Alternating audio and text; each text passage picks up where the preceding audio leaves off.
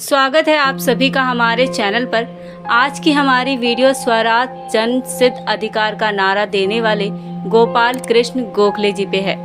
तो चलिए जानते हैं उनके जीवन से जुड़ी कुछ बातें। हमारा देश भारत गुलामी की जंजीरों में लगभग 200 सालों तक बंधा रहा और फिर न जाने कितने शहीदों के बलिदान के बाद हमारे देश को आज़ादी का दिन देखने को मिला। इस आज़ादी को दिलाने में ऐसे कितने ही लोग हैं जिन्हें हम नहीं जानते या जानते भी हैं तो केवल उनका नाम।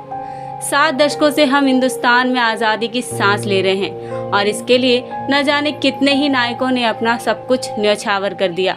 इन्हीं नायकों में से एक गोपाल कृष्ण गोखले को खुद राष्ट्रपिता महात्मा गांधी अपना राजनीतिक गुरु मानते थे और उन्होंने अपनी आत्मकथा सत्य के साथ मेरे प्रयोग में इसका उल्लेख भी किया है। महान समाज सुधारक, शिक्षावादी, नरम दिल के नेता गोपाल कृष्ण गोखले एक महान स्वतंत्रता सेनानी थे जिन्होंने सामाजिक सशक्तिकरण, शिक्षा के विस्तार और 3 दशकों तक भारतीय स्वतंत्रता संग्राम की दिशा में महत्वपूर्ण योगदान दिया। गोखले जी का जन्म 9 मई 1866 में महाराष्ट्र के रत्नागिरी में हुआ था। उनके पिता का नाम कृष्णराव गोखले और माता का नाम वलुबाई गोखले था। एक साधारण से परिवार में जन्मे गोपाल कृष्ण मेधावी छात्र थे। उनके पिता कृष्णाराव पेशे से क्लर्क थे, लेकिन उनका असामयिक निधन हो गया। गोखले को पराधीनता का भाव बहुत ज्यादा सताता था, लेकिन उनके भीतर हमेशा ही राष्ट्रभक्ति की धारा प्रवाहित होती थी।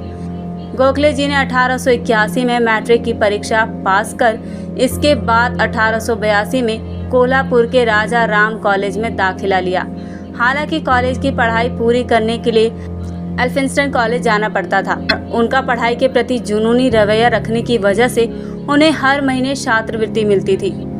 गोखले जी ने डिग्री हासिल करने के बाद इंजीनियरिंग करने का फैसला किया, लेकिन इंजीनियरिंग में मन नहीं लगने की वजह से उन्होंने इसे छोड़कर कानून की पढ़ाई करने का मन बनाया।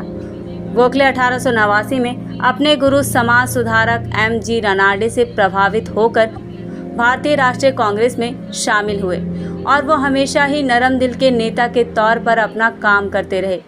साल 1893 में गोखले बॉम्बे प्रांतीय सम्मेलन के सचिव बने और फिर साल 1895 में उन्होंने बाल गंगाधर तिलक के साथ संयुक्त सचिव के रूप में कार्य किया था। साल 1905 में हुए बनारस अधिवेशन में उन्हें कांग्रेस का अध्यक्ष चुना गया। इसी अधिवेशन में काशी हिंदू विश्वविद्यालय BHU की नींव पड़ी थी। बता दें कि नरम और गरम दिल के बीच मतभेदों के बाद 1907 में पार्टी 2 टुकड़ों में बट गई।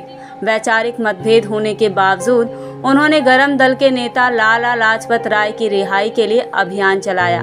इतिहासकार H.N. कुमार का कहना है कि अधिकतर लोग गोखले जी को सिर्फ महात्मा गांधी के राजनीतिक गुरु के रूप में ही जानते हैं, लेकिन वह सिर्फ राष्ट्रपिता ही नहीं बल्कि मोहम्मद अली जिन्ना के भी राजनीतिक गुरु थे। उनका मानना है कि यदि आज़ादी के समय गोखले जीवित होते तो शायद जिन्ना देश के बंटवारे की बात रखने की हिम्मत न जुटा पाते। इतिहास के प्रोफेसर के सिंह का कहना है कि गांधी जी को अहिंसा के जरिए स्वतंत्रता आंदोलन की प्रेरणा गोखले जी से ही मिली थी। उन्हीं की प्रेरणा से गांधी जी ने दक्षिण अफ्रीका में रंगभेद के खिलाफ आंदोलन चलाया। उन्होंने कहा कि गांधी जी के आमंत्रण पर 1912 में गोखले खुद भी दक्षिण अफ्रीका गए और रंगभेद की निंदा की तथा इसके खिलाफ आंदोलन के प्रति अपना समर्थन दिया। गोखले भारतीय राष्ट्रीय कांग्रेस और सर्वेंट सोसाइटी ऑफ इंडिया के सम्मानित सदस्य भी थे। भारत भूमि को गुलामी से आज़ाद कराने के लिए जन्मे इस वीर सपूत का 19 फरवरी 1915 को निधन हो गया। आज की वीडियो में बस इतना ही दोस्तों। मिलते हैं अगली वीडियो में। जानकारी पसंद आई हो तो वीडियो को लाइक करें, साथ ही चैनल पर नए हैं तो सब्सक्राइब करें हमारे चैनल को।